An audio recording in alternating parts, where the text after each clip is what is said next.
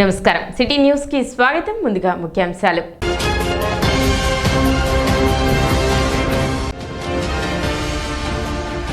ఈ నెల 30వ తేదీలోగా ration card కలిగిన ప్రతి ఒక్కరూ ఈ కేవైసీ చేయించుకోవాలి. తహసీల్దార్ గోపాలకృష్ణ విజ్ఞప్తి.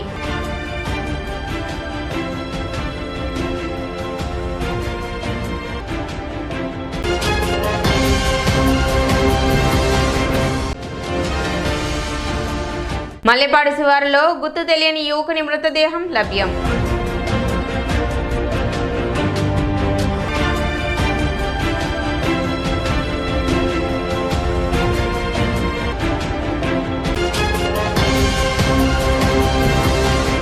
ఢిల్లీకి చెందిన ఐసీఎంఆర్ బృందం సోమవారం తెనాలి జిల్లా ప్రభుత్వ వైద్యశాలను సందర్శించారు. ఢిల్లీ ఎయిమ్స్ కు చెందిన డాక్టర్ రామకృష్ణన్, ఐసీఎంఆర్ కు చెందిన డాక్టర్ మీనాక్షి ఆధ్వర్యంలో తెనాలి ప్రభుత్వ వైద్యశాలలో జరుగుతున్న స్టెమీ కార్యక్రమాన్ని పరిశీలించారు. ఈ కార్యక్రమం ద్వారా గుండెపోటును త్వరగా గుర్తించి వెంటనే చికిత్స అందించడం ద్వారా మరణాల రేటును తగ్గించవచ్చని, స్టెమీ ప్రోగ్రాం ద్వారా గుండెపోటు లక్షణాలను త్వరగా గుర్తించవచ్చని, వెంటనే చికిత్స అందించడం, గుండెపోటును గుర్తించిన వెంటనే రోగులకు చికిత్స అందించడం ద్వారా ప్రాణాలు కాపాడవచ్చునని, స్టెమీ ప్రోగ్రాం ద్వారా గుండెపోటు మరణాల రేటును గణనీయంగా తగ్గించవచ్చునని తెలిపారు.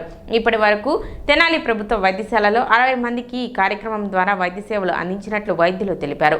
తెనాలి ప్రభుత్వ వైద్యశాలలో ఈ కార్యక్రమం విజయవంతంగా కొనసాగుతున్నట్లు చెప్పారు. కార్యక్రమంలో వైద్యశాల సూపరింటెండెంట్ డాక్టర్ సౌభాగ్యవాణి, పలువురు వైద్యులు పాల్గొన్నారు. Where an artery closes immediately and the only treatment is time bound.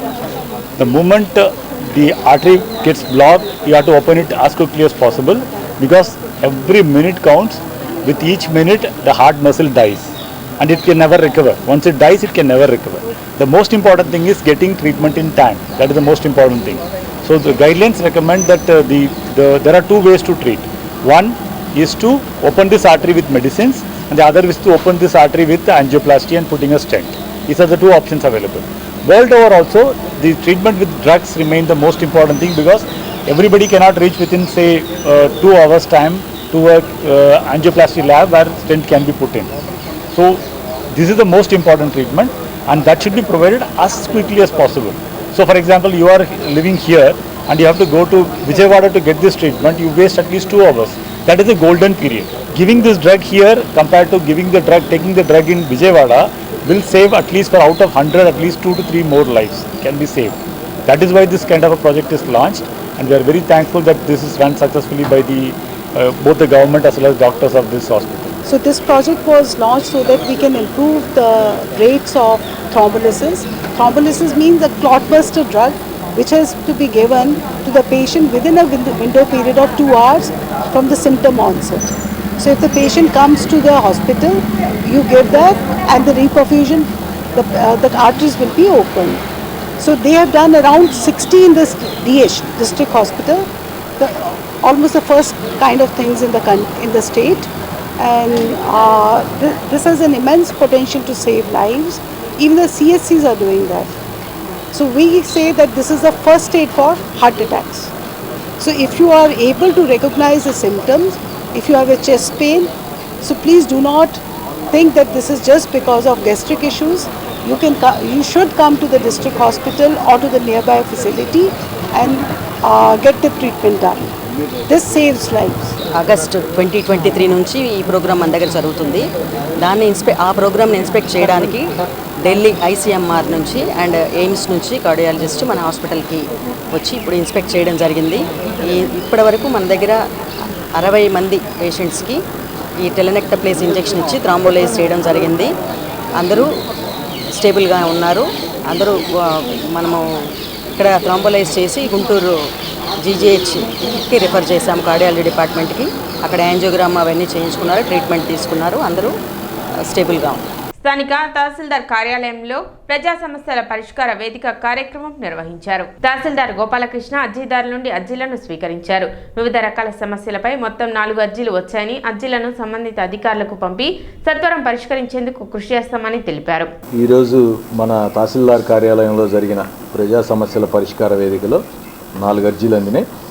అందులో 2 సర్వేకి సంబంధించిన అంశాలు ఉన్నాయి. ఒక నెలపాటు నుంచి పూర్ణకుమారి గారు వారి పొలంలోకి వెళ్ళే డొంక మార్గాన్ని ఒక రైతు ఆక్రమించి ఇబ్బంది పెడుతున్నారని ఒక గ్రీవెన్స్ ఇచ్చారు. అట్లాగే ఒక రైతు రాధాదేవి గారు మొన్న ఈ మధ్య మీ అందరికీ తెలుసు శ్మశానాలు అరేంజ్ చేయమని చెప్పేసి వాటిని ఎక్స్పాండ్ చేయాలని మన మంత్రి గారు కూడా మాకు ఆదేశించున్నారు. అందులో భాగంగా ఒక రైతు ముందుకొచ్చి మా పొలాన్ని ఇస్తాము శ్మశానం కోసం ఉపయోగపడే విధంగా ముందుకొచ్చారు. వారికి కూడా నేను హృదయపూర్వకంగా నమస్కారాలు తెలియజేస్తున్నా. ఇది ఇమీడియట్గా నేనే స్వయంగా ఈ ల్యాండ్ని ఐడెంటిఫై చేసి పాత శ్మశానానికి దగ్గరగా ఉందా లేకపోతే ఎలా చేస్తే బాగుంటుంది అనేది నేనే పరిశీలిస్తాను. ప్రభుత్వం ప్రజా సమస్యల్ని పరిష్కరించడంలో ముందుంది, మీ అందరికీ తెలుసు. అన్ని రూపాల్లోనూ ప్రజల్లోంచి ఎక్కడ ఏ సమస్య వచ్చినా వాళ్ళకి అధికారుల పరంగా కానివ్వండి లేకపోతే మన నాయకుల పరంగా అండగా ఉండి వాళ్ళకి ఆ ప్రాబ్లమ్ని క్లియర్ చేయాలనే థాట్తో ముందుకెళ్తున్నాం. ఇందులో భాగంగా మేము ఉన్నతాధికారులు మాకున్న ఇన్స్ట్రక్షన్స్ ప్రకారం ఇక నుంచి రాబోయే రోజుల్లో శనివారం గ్రామ స్థాయిలో కండక్ట్ చేయమని చెబుతున్నాం. విఆర్ఓని, విలేజ్ సర్వేని, అట్లాగే లోకల్గా గ్రామ స్థాయిలో శనివారం వాళ్ళు కండక్ట్ చేసుకుని ఉదయం సాయంత్రం ఖచ్చితంగా ఇక్కడ దాకా వాళ్ళు వ్యయ ప్రయాసాలు కోర్చి రైతులు వాళ్ళు ఇక్కడ దాకా రాకుండా గ్రీవెన్స్ అయితేనే అక్కడ సమస్య ఉండి ఆ కింద స్థాయి వాళ్ళు సరిగ్గా స్పందించకపోతే వాళ్ళ ఇబ్బంది క్లియర్ కాకపోతే నా దాకా రావడం ఓకే. కానీ సచివాలయంలో సర్వేకి అప్లై చేయాల్సిన అంశం కూడా పాపం ఇక్కడ దాకా వస్తున్నారు. మనం అందుబాటులో ఉండి గ్రామంలో రైతులకి మరి ముఖ్యంగా అక్కడే సర్వీస్ లాగా అప్లై చేయించి మనం చేయొచ్చు. ఇంకా బాగా చక్కగా ప్రజలకి సేవ చేయడానికి ఈ కొత్త విధానాన్ని తీసుకురాబోతున్నాం. శనివారం గ్రామ స్థాయిలో జరుపుతాం ఈ గ్రీవెన్స్ సిస్టమ్ని. నేను కూడా ప్రతి చోట విజిట్ చేస్తాను. మండే మనకి కింద స్థాయిలో కాని పనులు మాత్రమే ఇక్కడ దాకా వచ్చే విధంగా ప్లాన్ చేస్తున్నాం. అంటే దీని ఉద్దేశం రైతుకి లేకపోతే ఇక్కడికి వచ్చే పబ్లిక్కి ఎక్కడో సంగంజారులు మూడో లేకపోతే ఇంకెక్కడి నుంచో రావాలంటే ఒక 50 రూపాయల ఆటో ఛార్జీ కూడా ఖర్చు కాకూడదు అనేది అభిప్రాయం. ఖచ్చితంగా రెవెన్యూ సేవల్ని రాబోయే రోజుల్లో ప్రజలకు ఇంకా బాగా దగ్గర చేస్తాం. తెనాలి మున్సిపల్ మార్కెట్ సెంటర్ నందు మెప్మా బజార్ను ఏర్పాటు చేశారు. మున్సిపల్ చైర్పర్సన్ తాడిబోయిన రాధిక ముఖ్య అతిథిగా హాజరై లాంఛనంగా ప్రారంభించారు. ఈ సందర్భంగా ఆమె మాట్లాడుతూ పట్టణ పేదరిక నిర్మూలన సంస్థ మెప్మా ద్వారా స్వయం సంఘాల మహిళలు ఉపాధి కోసం బ్యాంకుల నుండి తీసుకున్న రుణాలతో వారు స్వయంగా తయారు చేసిన వివిధ రకాల ఉత్పత్తులతో మెప్మా బజార్ను ఏర్పాటు చేశారని, ఈ ఉత్పత్తులను ప్రజలకు తక్కువ ధరలకే విక్రయిస్తూ కొద్దిపాటి లాభాలు పొంది స్వయం ఉపాధి దిశగా సాగుతున్నారన్నారు. మెప్మా బజార్ అందరికీ అందుబాటులో ఉంటుందన్నారు. ప్రతి ఒక్కరూ మెప్మా బజార్ను ప్రోత్సహించాలని కోరారు.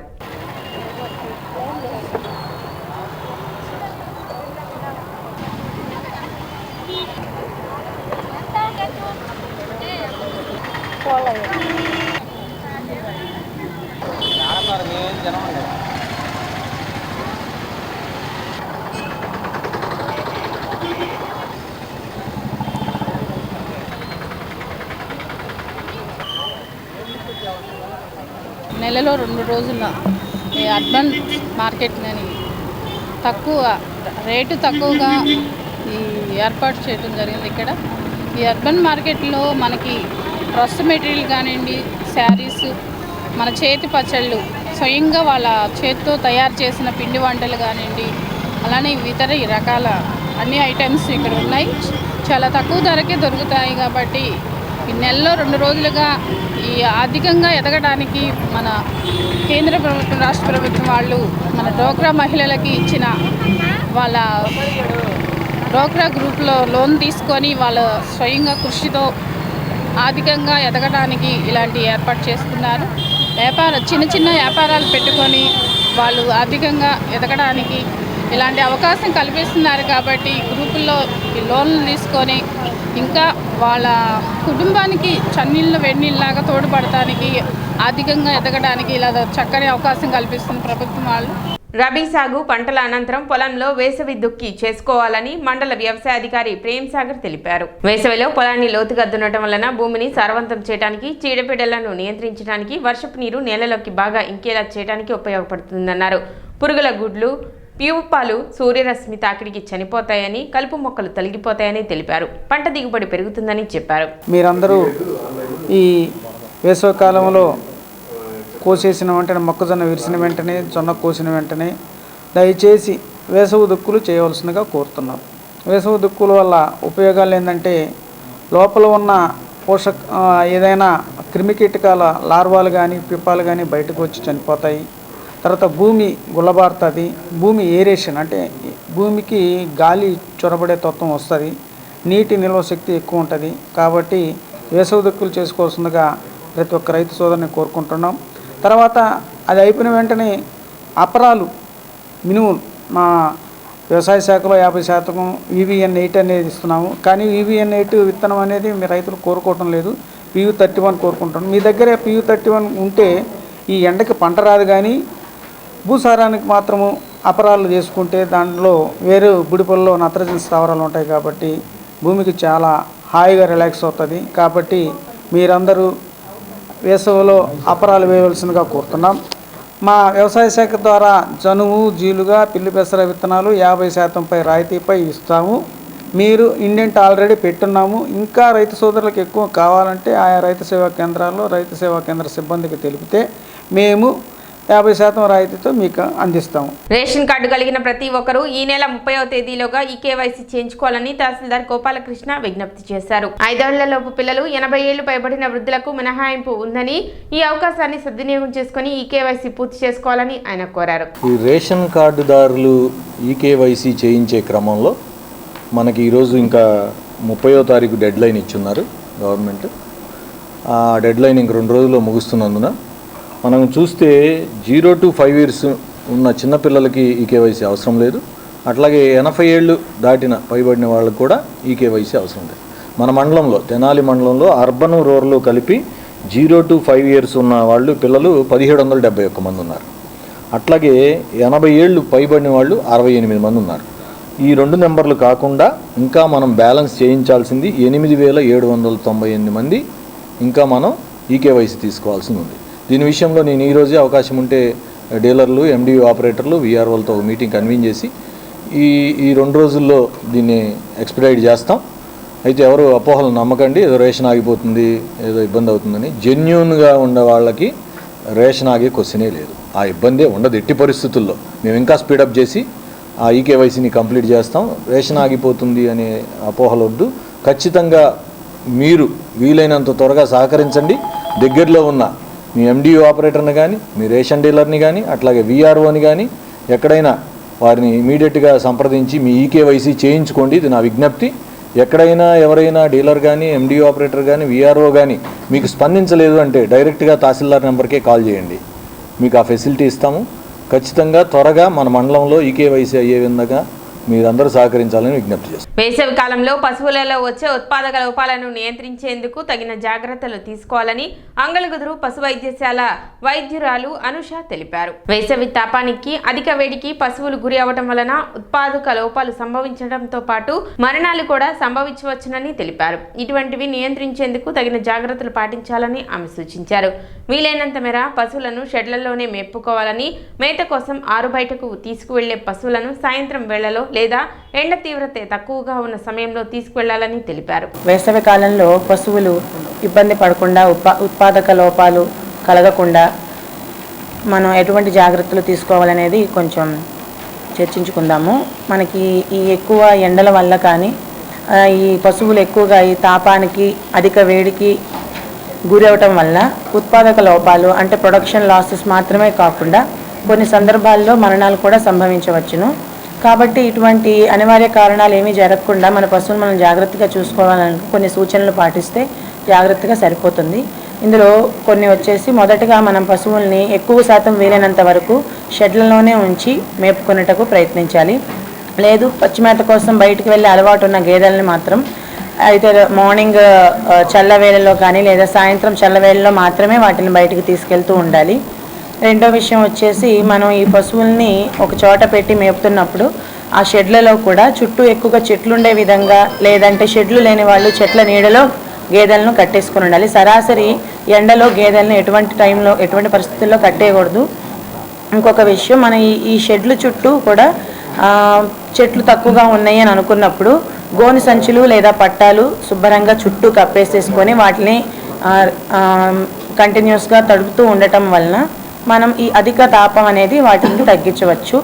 రెండో విషయం వచ్చేసి, మనం ఇచ్చేది ఎక్కువగా ఎండుమేత కొంచెం తగ్గించి ఎండవేళల్లో అనేది ఎండుమేత ఇవ్వకూడదండి. ఎండుమేత ఎప్పుడైనా చల్లవేళల్లోనే గేదెకు మేపుకుంటూ, ఎక్కువగా ఈ ఎండవేళల్లో పచ్చిమేత కానీ నీళ్ళతో తడిపిన దాణాని ఇవ్వాలి. అప్పుడు గేదెలు ఎక్కువగా డీహైడ్రేషన్కి లోనవ్వకుండా ఉంటాయి. తెనాలి మల్లెపాడు శివారులో గుర్తు తెలియని యువకుని మృతదేహం లభ్యమైంది. మల్లెపాడు వెలగకుంట వద్ద సుమారు 25 ఏళ్ల వయసున్న యువకుడు మృతదేహాన్ని స్థానికులు గుర్తించారు. ఇటుకరాయితో తల మీద కొట్టి హత్య చేసినట్లు స్థానికులు అనుమానం వ్యక్తం చేస్తున్నారు. మృతుడి వివరాలు తెలియాల్సి ఉంది. పోలీసులు ఘటనా స్థలానికి చేరుకొని దర్యాప్తు చేస్తున్నారు. ప్రముఖ రైతు కుటుంబానికి చెందిన ఐతనగర్ వాస్తవ్యురాలు వేమూరి రామలింగేశ్వరమ్మ ప్రథమ వర్ధంతి సందర్భంగా ఆశ్రమంలోని వృద్ధులకు అన్నదాన కార్యక్రమం నిర్వహించారు. రామలింగేశ్వరమ్మ కుమారుడు సత్యనారాయణ, కృష్ణ స్థాయిలు పాల్గొన్నారు. రామలింగేశ్వరమ్మ కోడలు అనిత మాట్లాడుతూ గాంధీజీ ఆశ్రమంలో తమ అత్తగారి పేరిట సేవలు చేయటం సంతృప్తినిచ్చిందన్నారు. సత్యనారాయణ మాట్లాడుతూ జన్మనిచ్చిన తన తల్లి రామలింగేశ్వరమ్మ ఆశీస్సులు కోరుకుంటున్నట్లు తెలిపారు. ఆశ్రమ నిర్వాహకులు వజ్రాల రామలింగాచారి మాట్లాడుతూ సనాతన ధర్మాలు మహర్షులు నిస్వార్థ బుద్ధితో రూపొందించారని, మానవ జీవితంలోకి వెలుగు తెచ్చారని పేర్కొంటూ ప్రతి ఒక్కరూ విధిగా పాటించాలని కోరారు. ముందుగా రామలింగేశ్వరమ్మ చిత్రపటానికి పూలమాలలు వేసి నివాళులు అర్పించారు.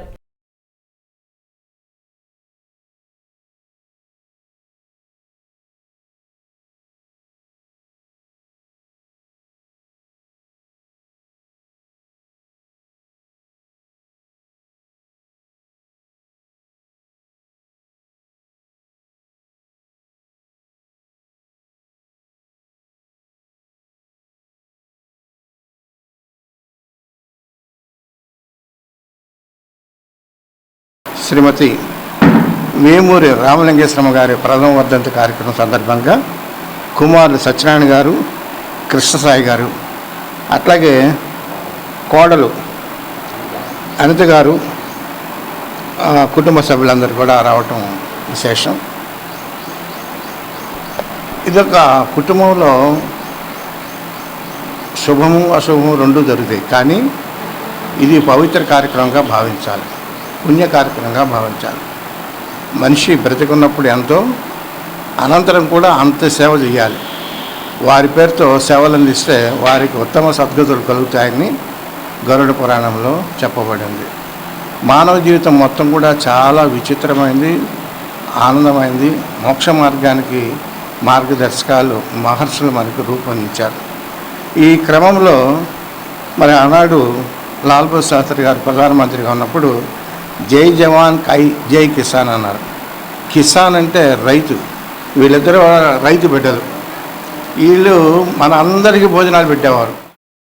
అమ్మగారైన వేమూరి రామలింగేశ్వరమ్మ గారి ప్రథమ వర్ధంతి ఆశ్రమంలో చేసుకుంటున్నాము, దానికి ఆనందిస్తున్నాము. ఈ కార్యక్రమాలు చేపట్టిన వజ్రాల రామలింగాచారి గారు ఇంకో ఎన్నెన్నో కార్యక్రమాలు చేపట్టాలని, దిగ్విజయం సాగాలని, ఇంకా భవిష్యత్తులో సేవ కార్యక్రమాలు ఆయన చేపట్టి ఆయన బాగుండాలని అని నేను కోరుకుంటున్నాను. ఈరోజు మా అత్తగారిది ప్రథమ వర్ధంతి సందర్భంగా ఈ గాంధీ ఆశ్రమంలో అన్నదాన కార్యక్రమం చేయడం జరిగిందండి. ఇది మాకెంతో సంతృప్తికరంగా ఉంది.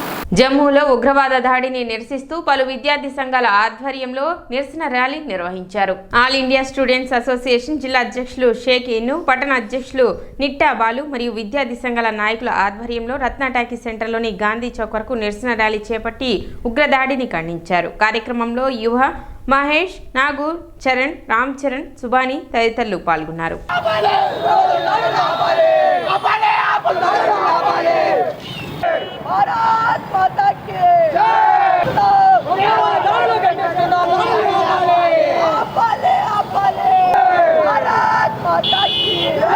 పాల్గామ్, కాశ్మీర్లోని పాల్గామ్లో మనం చూసాము. సుమారు 28 మంది చనిపోయారు.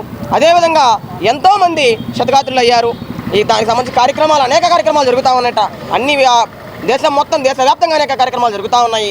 ఇవాళ Tenali all India students association ఆధ్వర్యంలో ఈ ప్రెస్ మీట్ నిర్వహించుకోవడం జరుగుతూ ఉంది. ఏదైతే ఉందో ఎంత దారుణం అంటే ఒక మనిషిని చంపకుండా విధంగా అతి దారుణంగా, అతి కిరాతకంగా, హింసంగా వాళ్ళు దాడులు చేస్తూ కనీసం పసిపాపను ఎత్తుకొని కాళ్ళ మీద పడినా కూడా ఎక్కడా కూడా వాళ్ళు చంపకూడదు అనే ఆలోచన లేకుండా ఈ కార్యక్రమాలు చేపడతా ఉన్నారు. దీని విషయంలో ఆపరేషన్ కగార్ అని ఒక స్టార్ట్ చేశారు. గిరిజన ప్రాంతాలు అసలు టెర్రరిస్టులు ఇక్కడ చనిపోవటం లేదు. గిరిజన ప్రాంత ప్రజలు ఎవరైతే ఉన్నారో వాళ్ళు ఇక్కడ చనిపోతూ ఉన్నారు. అది కాకుండా ఎవరైతే అసలైన టెర్రరిస్టులు ఉన్నారో, ఎవరైతే అతి క్రూరంగా, అతి కిరాతకంగా ఈ మనుషులు చంపుతూ ఉన్నారో ఇండియన్ ఆర్మీ దుస్తులతో వచ్చి ఎంత దారుణమండి. ఇండియన్ ఆర్మీ దుస్తులతో వచ్చి సుమారు 30 మందిని ఇష్టానుసారంగా చంపి ప్రాధాయపడ్డా కూడా ఎక్కడా వినకుండా, కాళ్ళ మీద పడ్డా వినకుండా ఇంతమందిని చంపడం అనేది దేశం మొత్తం చర్చనీయాంశంగా మారింది. ఈ విషయం మళ్ళీ పునరావృతం కాకుండా, మళ్ళీ జరగకుండా ఈ ప్రతి ఒక్క దాడిని ఖండిస్తూ ఉండి, ఐకమత్యంగా ప్రతి ఒక్క భారతీయుడు ఉండి ఇటువంటి కార్యక్రమాలను ఖండిస్తూ ఉంటేనే ఫ్యూచర్లో ఇలాంటి కార్యక్రమం మళ్ళీ రిపీట్ అవ్వదు. ఇప్పుడు దాకా చరిత్రలో చూస్తే ఇలాంటి ఇన్సిడెంట్ ఎక్కడ మనం చూడాల. 28 మంది మృతి చెందడం జమ్మూ అండ్ కాశ్మీర్లో ఈ 25 సంవత్సరంలో ఎప్పుడు చూడాల. 2001లో స్టేట్ లెజిస్లేటివ్లో అప్పుడు ఒక సివిలియన్స్ చనిపోయారు. 2006 దోడాలో 25 మంది చనిపోయారు. రీసెంట్లీ 2017లో అమర్నాథ్ యాత్రలో 8 మంది మృతి చెందారు. ఇలాంటి సివిలియన్స్ని చంపడం అనేది మామూలు రైట్ కాదు. When we're comparing to the religious books, ఏ రిలీజియన్ బుక్లో ఒక ఇన్నోసెంట్ని చంపడం అనేది లేదు. They should be punished very strictly. వాళ్ళ హస్బెండ్ని కిల్ చేశారు. తన వైఫ్ అడిగింది నన్ను కూడా చంపండి, నా హస్బెండ్ ఎలాగో చంపారు. యాజ్ ఏ రిప్లై వాళ్ళు ఏం చెప్పారు తెలుసా? వెళ్ళి మోడీని అడగండి. A clear message from the టూరిస్ట్కి. దీనికి reply as a clear message ఏందో తెలుసా? ఈ ఇన్సిడెంట్ని 2 వేస్గా హ్యాండిల్ చేయొచ్చు గవర్నమెంట్. 1 మిలిటరీలీ, అంతా పొలిటికల్లీ. మిలిటరీలీ అంటే మనకు కాన్ఫిడెంట్, మన మిలిటరీ ఫోర్సెస్ ఏదైనా చేయగలుగుతాయి. పొలిటికల్లీ అలా ఎలా డీల్ చేస్తాం మనం చూడాలి. 2018 నుంచి 2022 వరకు 174 peoples were killed. We were not fine. City news ముగించే ముందు ముఖ్యాంశాలు మరోసారి.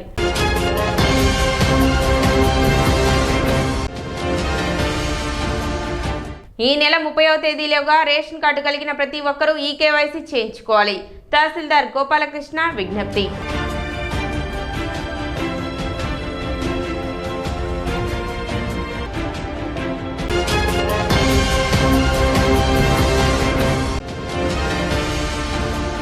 మల్లెపాడు శివారులో గుర్తు తెలియని యువకుని మృతదేహం లభ్యం.